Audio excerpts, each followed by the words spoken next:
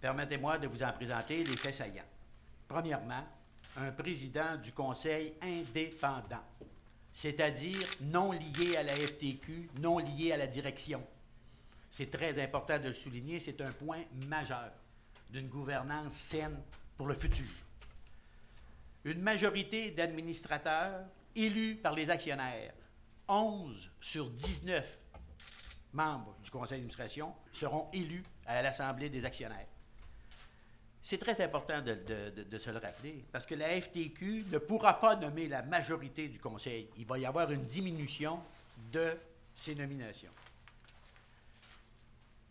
On va abolir également le comité exécutif.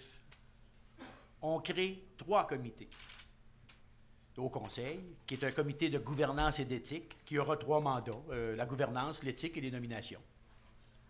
Il y a un comité de ressources humaines, il y a un comité de gestion des risques. On a recommandé de limiter la durée des mandats à 12 ans.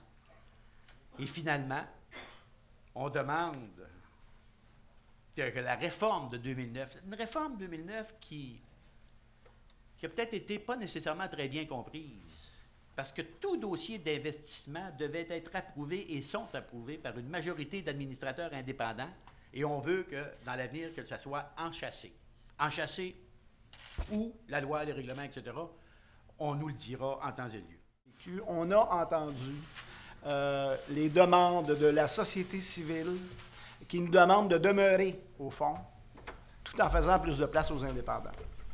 La réforme proposée, comme vient de le mentionner Pierre Maurice, fera en sorte que la FTQ ne nommera plus une majorité d'administrateurs au conseil d'administration. Ce sont donc les actionnaires, soit tous les épargnants qui ont des actions au fonds, qui en éliront 11 sur 19. Plus de la moitié de nos entrées de fonds annuelles dépendent directement de notre réseau de responsables locaux. 2200 personnes dans les milieux de travail qui sont responsables des levées de fonds année après année.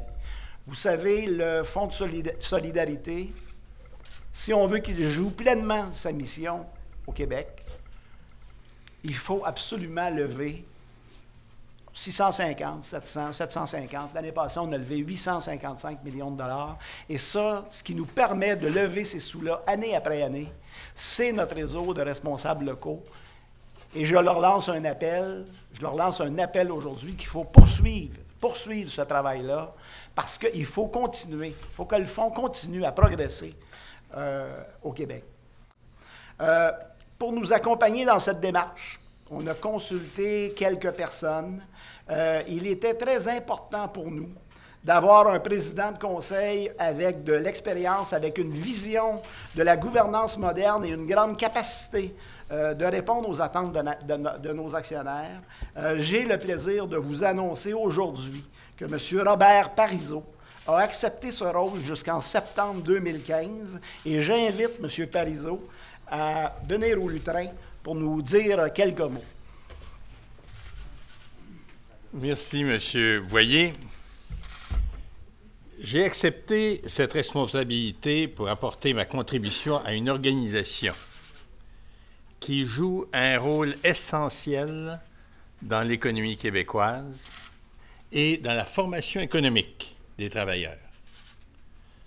Le Fonds de solidarité est une grande institution et je suis très fier de m'y joindre. Durant les 2 prochains mois, avant d'assumer la présidence du Conseil, je prendrai le temps de parfaire mes connaissances sur le fonctionnement du Fonds, sur sa mission et sur ses enjeux.